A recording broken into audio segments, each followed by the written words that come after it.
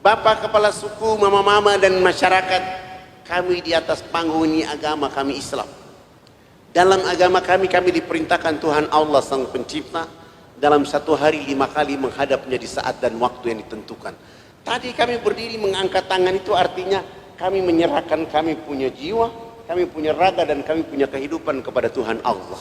Yang kami bicara-bicara itu Allah Maha Besar, jiwa, raga, dan kehidupan kami kecil, sehingga tangan kiri kami ini malu menutup dada kami, tangan kanan kami pun malu menutup tangan kiri dan dada. Terserah Allah, mau menghukum kami terserah, mau memberi kami hadiah terserah, karena kami sudah menyerahkan sepenuhnya kami punya jiwa, raga, dan kehidupan kepada Tuhan Allah.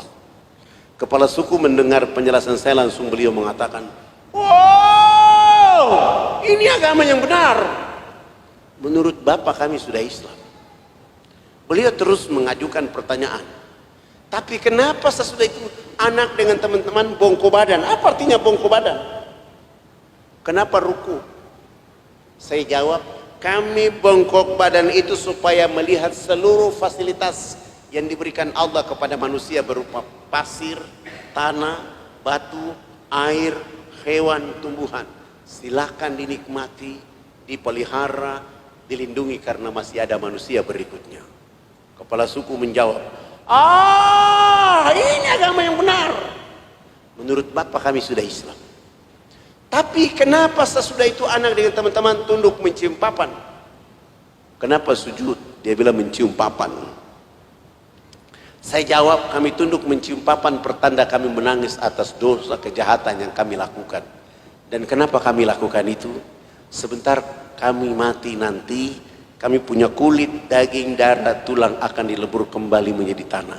Sebelum dilebur kembali menjadi tanah, kami menyatukan kepala, telapak tangan, lutut, dan kaki, menangis minta ampun kepada Dia Allah yang Maha Tinggi. Tapi kenapa sesudah itu anak dengan teman-teman lihat ke sebelah kanan mulutnya bicara-bicara, lihat ke sebelah kiri masih bicara-bicara? Apalagi artinya itu? Salam, dia bilang bicara-bicara. Saya jawab, kalau tadi kami mengangkat tangan adalah menyerahkan sepenuhnya jiwa, raga, dan kehidupan kami bongkok badan untuk melihat apa yang diberikan oleh Allah. Sesudah itu minta ampun. Selesai minta ampun, kami lihat ke sebelah kanan, kalau di tempat ini belum ada orang yang tahu mandi, tugas kami datang mengajarkan mereka bisa mandi.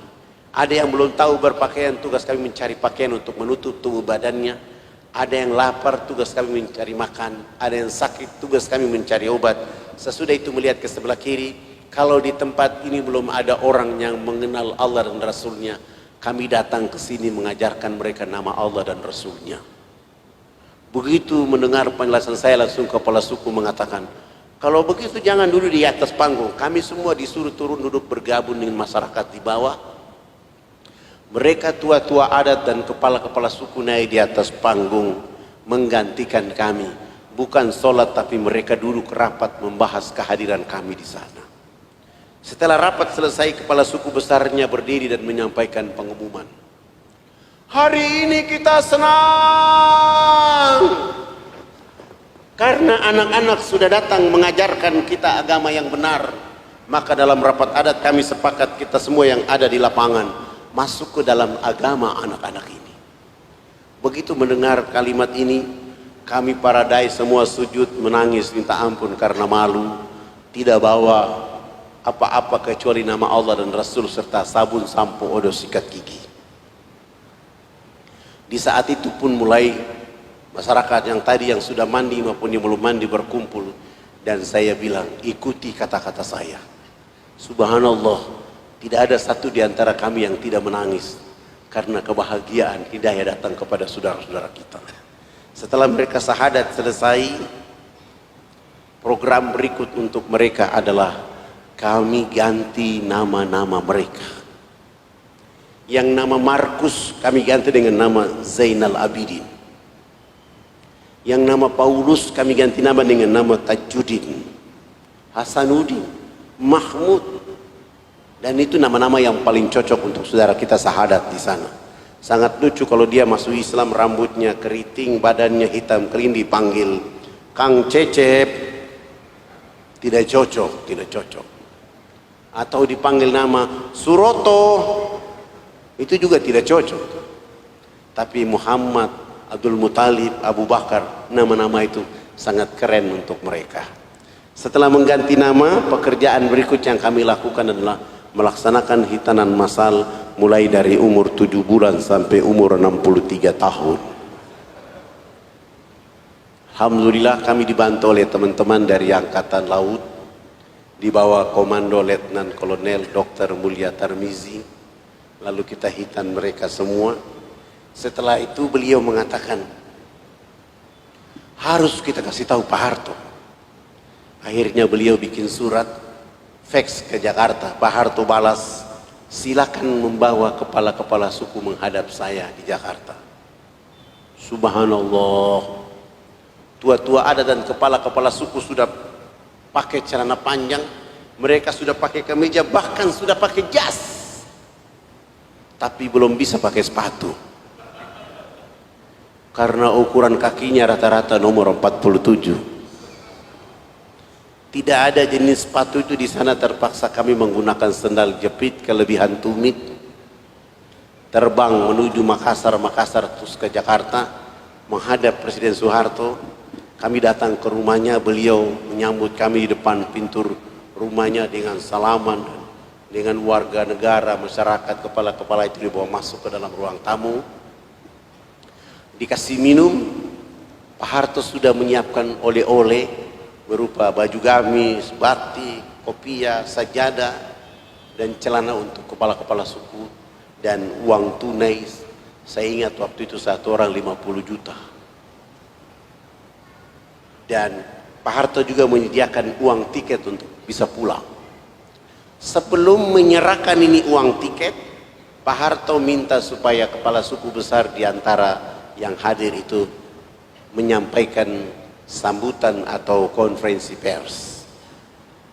Lalu saya suruh kepala suku yang besar yang bicara. Dia langsung mengatakan, Bapak tidak pantas jadi presiden.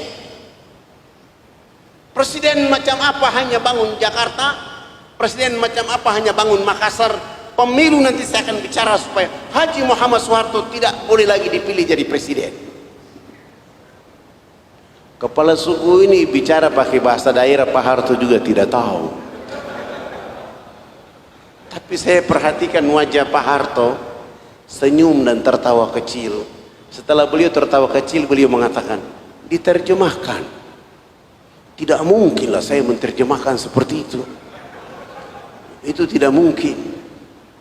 Tapi saya mengambil makna perjalanan dan saya bilang sama Pak Harto, Bapak Presiden terhormat, hari ini kepala-kepala suku sungguh bahagia bisa bertemu dengan Bapak Presiden.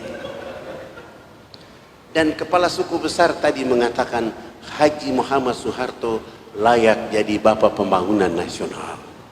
Antara tafsir dengan terjemahan memang berbeda, tapi lah ini bahasa dakwah lah. Begitu beliau mendengar tafsir bahasa itu, langsung menelpon Menteri Agama. Kepala-kepala suku dan tua-tua adat itu ditetapkan naik haji pada tahun itu juga. Pak Harto pun menelpon Menteri Agama menetapkan agar tiap tahun 75 orang pergi haji melalui jalur dakwah yang dilakukan oleh Ustadz Fadlan. Pak Harto menyumbang 1000 karung pakaian, 600 karton sampo, 600 karton sabun, 600 karton odol sikat gigi. Pak Harto pun menyumbang 28 masjid.